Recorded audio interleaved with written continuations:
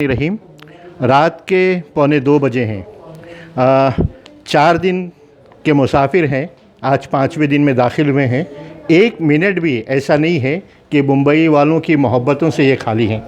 अल्हम्दुलिल्लाह all India Ittehadul Muslimeen के वो 5 नुमाइंदे जो सीमांचल से फ़तह हासिल की और पूरे हिंदुस्तान में एक ऐसा भौचाल मचा।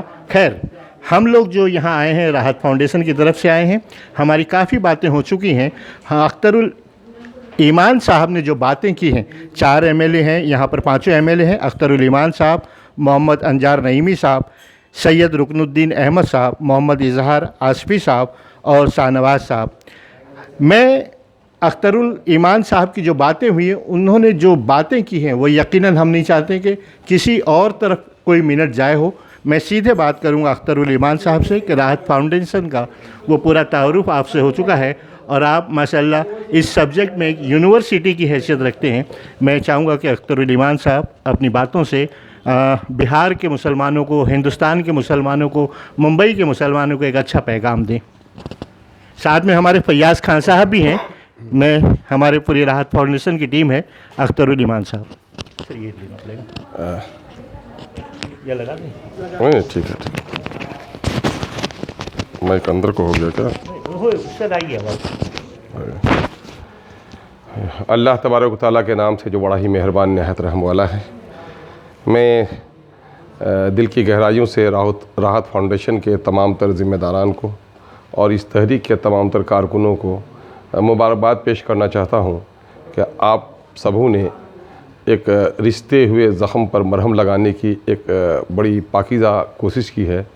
और जहेज जो इस वक्त लानत ही नहीं बल्कि नासूर बन गया है, और न जाने कितनी बेटियों की ख़ुदकुशी, कितनी बेटियों के क़त्ल, कितनी बेटियों के फ़रार होने, मुर्तद होने और तरह तरह की जुल्म और ज़्यादतियों का शिकार होने का सबब है।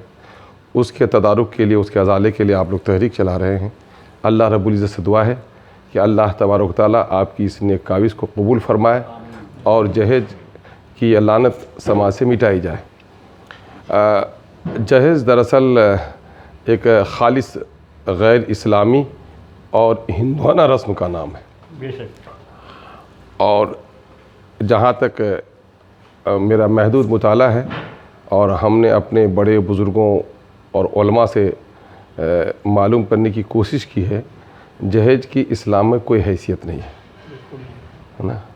और अल्लाह तबारक तआला ने मर्द और औरत को एक दूसरे के ज़रूरत का सामान बनाया, एक दूसरे का लिबास बनाया, और जानवरों की तरह सिर्फ़ नफसानी तस्कीन का ही नहीं बल्कि अफ़ज़ाई से नस्ल और मुआशरे के वजूद का सबब भी बनाया।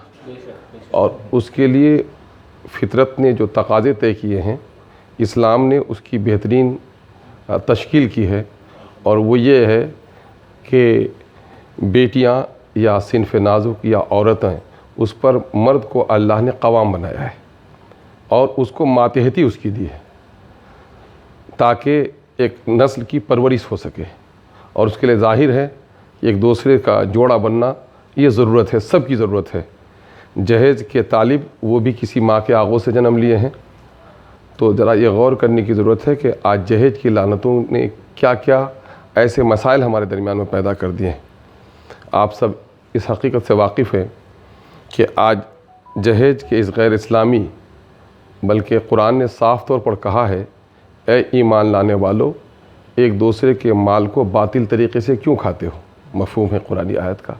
और हमने इस ताल्लुक़ से अमारत शरिया बिहार व उड़ीसा व झारखंड के मुफ्ती जनाब जुनैद आलम कासमी नदवी साहब से जो फ़तवा लिया है, उसने साफ़ इस बात को लिखा है कि आया जहेज़ कोई मांग कर ले या बग़ैर मुतालबे के दिया जाए, दोनों सूरतों में जहेज़ नाजायज़ है। जब ये बात साफ़ हो जाती है तो मैं समझता हूँ किसी कलमागो के लिए ये जायज़ नहीं है कि वो जहेज़ का लेन देन करे। और अल्लाह तबारक तआला ने हमारे और आपके लिए, उम्मत मुस्लिमा के लिए और पूरी कायनात के लिए नबी मुकर्रम सल्लल्लाहु अलैहि वसल्लम को नमूना बनाकर भेजा। और आप सल्लल्लाहु अलैहि वसल्लम की जितनी भी शादियाँ हुई, कहीं जहेज़ का तज़किरा नहीं मिलता। आप सल्लल्लाहु अलैहि वसल्लम की 4 साहबजादियाँ रही और आप कहीं जहेज़ का तज़किरा नहीं मिलता। جہیز کو جائز قرار دینے والے لوگ جو حضرت فاطمہ رضی اللہ تعالیٰ عنہا کی شادی کا تذکرہ کرتے ہیں اور مسکیزہ بان کی چٹائی اور وہ مسکیزہ اور چکی کی بات کرتے ہیں، تو دراصل وہ اپنی دینی نامعلومات کے نتیجے میں اس طرح کی بات کرتے ہیں۔ پیارے آقا صلی اللہ علیہ وسلم کے نزدیک ایک صحابی آئے، اس صحابی رسول نے کہا یا اللہ کے رسول، میرے پاس یہ غلام تھا، ہم نے فلاں بیٹے کو دے دیا۔ آپ صلی اللہ علیہ وسلم نے کہا تمہارے پاس اور بھی بیٹے ہیں؟ کہا ہاں۔ کہا اور بھی غلام ہیں تمہارے پاس جو دوسرے بیٹے کو دے سکو؟ کہا نہیں۔ تو کہا کہ اپنے اولاد کے درمیان میں امتیاز مت کرو اور غلام واپس لو۔ جس رسول نے دوسروں کو یہ تعلیم دی ہوگی، اس رسول نے 3 بیٹیوں کو محروم رکھ کر اپنی ایک بیٹی کو جہیز کیسے دیا ہوگا؟ بلکہ سچ بات تو یہ ہے کہ سن 2 ہجری میں حضرت سیدنا فاطمہ رضی اللہ تعالیٰ عنہ کی شادی ہوئی، اسلام دشمنوں کے نرغے میں تھا، اور اس وقت اسلام کے لیے جو زنجیری لباس جسے زرہ کہتے ہیں، اس وقت حضرت سیدنا علی مرتضیٰ نے اسے بیچ کر حضرت فاطمہ رضی اللہ تعالیٰ عنہ کے مہر کو ادا کیا تھا، اور تحقیق یہی ہے کہ اسی کے کچھ بچے ہوئے پیسے سے یہ چیزیں خریدی گئی تھیں۔ ہمارے فاضل بزرگ نے یہ بھی کہا کہ اگر بالفرض اگر زرہ کے پیسے سے یہ چیز خریدی نہ بھی جاتی تو حضرت علی کرم اللہ وجہہ آپ صلی اللہ علیہ وسلم کے ہاں اس کی حیثیت لیپالک کی تھی۔ اگر دوسری جگہ بھی ان کی شادی کرائی جاتی تو گھر کے بسانے کے لیے بنیادی سامان فراہم کیے جا سکتے تھے۔ اگر جہیز دینا سنت کا عمل ہوتا تو آپ صلی اللہ علیہ وسلم کی شادیوں میں اس کا ظہور ہوتا۔ آپ صلی اللہ علیہ وسلم کے زمانے میں جو آپ کے صحابہ کی شادی ہوئی، آپ کی بیٹی کی شادیاں ہوئی، تو نہ جانے صحابہ تو اپنا گھر بیچ کر پیارے آقا صلی اللہ علیہ وسلم کی بیٹیوں کو جہیز دے دیتے۔ تو اس کا مطلب یہ ہے کہ جہیز کی اسلام میں کوئی حیثیت نہیں ہے، بلکہ بیٹی کے ترکے میں حصہ دیا گیا ہے۔ اس کے برخلاف غیر اسلامی سماج میں جہاں بیٹیوں کو ترکے میں حصہ نہیں دیا گیا، تو یہ قانون فطرت ہے کہ اپنی اولاد سے محبت ہوتی ہے۔ تو جن کے ہاں بیٹیوں کو جہیز میں حصہ نہیں تھا، تو ایسے لوگ جب اپنی بیٹیوں کی شادی کراتے تو وہ سمجھتے کہ گھر بیٹے کے حصے میں ہے، زمین جائیداد سب بیٹے کے حصے میں ہے، میری بیٹی جدا ہو رہی ہے، اس کے حصے میں کیا ہے؟ تو اس وقت لوگ دان کے نام سے، دان خیراتی لفظ ہے نا، کہ دان کے نام سے اس کو دیتے تھے، جس کو بعد کے لوگوں نے جہیز کا نام دیا۔ تو دان کرتے تھے وہ کرتے تھے جو لوگ ترکے میں حصے نہیں دیتے تھے۔ اور یہ رسم بارات بھی وہیں سے آئی ہے کہ جب ملک ہندوستان میں کسی بڑے خاندان کے لوگوں کو یا کسی ایسے خاندان کی لڑکی پسند ہو گئی جو شادی کرنے پر آمادہ نہ ہوتی تھی، تو لوگ دولہے کے ساتھ بڑ کے ساتھ ڈنڈے اور ہتھیار لے کر جاتے تھے، لڑکیوں کو چھین کر لاتے تھے۔ جو بڑ کے ساتھ جو لوگ جاتے تھے، بڑ یاترا، اور اسی سے بارات کی پیدائش ہوتی ہے، بارات کا تصور ہے نا۔ اور کہیں کہیں یہ بھی ہے کہ جہیز کے سامان لانے پڑتے تھے، اس وجہ سے بھی بڑ کے ساتھ یاتری ہوا کرتے تھے۔ تو یہ بر یاتری کا ہی کی دوسری شکل بارات ہے، جس کی اسلام میں کوئی حیثیت نہیں ہے۔ بیٹی کی شادی کے موقع سے بیٹی والے کے ہاں کسی دعوت کا معاملہ نہیں ہے۔ آپ صلی اللہ علیہ وسلم کے حیات طیبہ سے جو ہم کو سیکھ ملتی ہے کہ آپ صلی اللہ علیہ وسلم نے کہیں ایسی نصیحت نہیں کی، بلکہ آپ نے نکاح کرنے والے کو حکم دیا کہ بکری کا ایک بچہ ہی کیوں نہیں ہو، تم ولیمہ کرو تاکہ اعلان نکاح ہو جائے۔ شادی کو شادی کرنا یہ اسلامی عمل ہے، اور شادیوں کو رنگین بنا کر، خرچیلا بنا کر جہیز کا مطالبہ کرنا یہ غیر اسلامی عمل ہے۔ اس سے اس ملک میں بڑے نقصانات ہوئے ہیں۔ آج اگر کوئی کلرک ہے یا آفیسر ہے، بیٹیاں ان کے ہاں زائد ہیں تو اس کی رشوت خوری بڑھ جاتی ہے نا۔ کئی لوگ ایسے ہیں جو بیٹیوں کی پیدائش، پہلی بیٹی کی پیدائش کو تو قبول کر لیتے ہیں، دوسری تیسری بیٹی کی پیدائش کو منحوس سمجھتے ہیں، بلکہ بسا اوقات جس آغوش میں بیٹیاں جنم لیتی ہیں اس دلہن کو منحوس تصور کیا جاتا ہے۔ میں آپ کو کہہ دوں ایک دردناک بات کہ میں نے دیکھا ہے کہ، اور آپ نے بھی سنا ہوگا کہ آج ہزاروں بیٹیاں کچرے خانے میں پھینکی پائی جا رہی ہیں، ہے نا۔ اگر جہیز کی لعنت نہ ہوتی تو شاید بیٹیوں کے ساتھ اس طرح کا ظلم نہیں ہوتا۔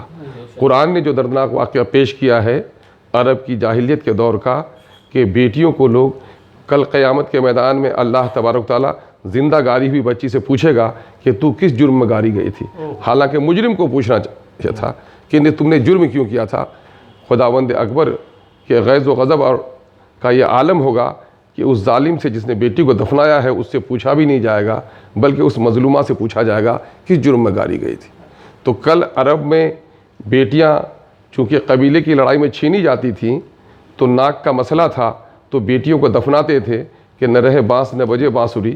لیکن آج بیٹیاں قبیلے کی لوٹ کا مسئلہ نہیں ہے، بلکہ جہیز کے لالچی لوٹیروں کی نظر ہو رہی ہیں، اور بیٹیاں آج اسی وجہ سے الٹرا سونوگرافی کے ذریعے سے تحقیق کی جاتی ہے، بیٹا ہو تو مٹھائیاں بانٹی جاتی ہے، اور بیٹی کی خبر ہو تو زہر دے کر بیٹی کو پیٹ میں مارا جا رہا ہے۔ یہ ظلم ہو رہا ہے۔ میں تو کہوں، اور ظاہر ہے کہ لوگ زمین بیچ کر، جائیداد بیچ کر، رشوت لے کر، حرام کی کمائی کر، دوسروں کو ٹھگ کر سماج میں ناک اونچی کرنے کے لیے جو بیجا اسراف کر رہے ہیں، اور اسراف کرنے والوں کو کہا گیا کہ وہ شیطان کے بھائی ہیں، تو شیطان کے بھائی کے عمل میں شیطانی دخل ہوگا، اور اسے جو نسلیں آئیں گی وہ بھی تباہ کاری کا سامان ہوں گی۔ تو آپ لوگوں نے ایک اچھا بیڑا اٹھایا ہے۔ ہم چاہیں گے کہ اس سلسلے میں ہمارے علماء کرام ان سے گزارش کی جائے کہ جہاں جہیز کی لعنتوں کا معاملہ ہو، ایسی جگہوں پر نکاح پڑھانے کے لیے وہ نہ جائیں۔ جو لوگ اس تحریک کے کارکن بنے تو وہ یہ طے کر لیں کہ جہاں جہیز کی نمائش ہوگی ہم ان شادیوں میں نہیں جائیں گے۔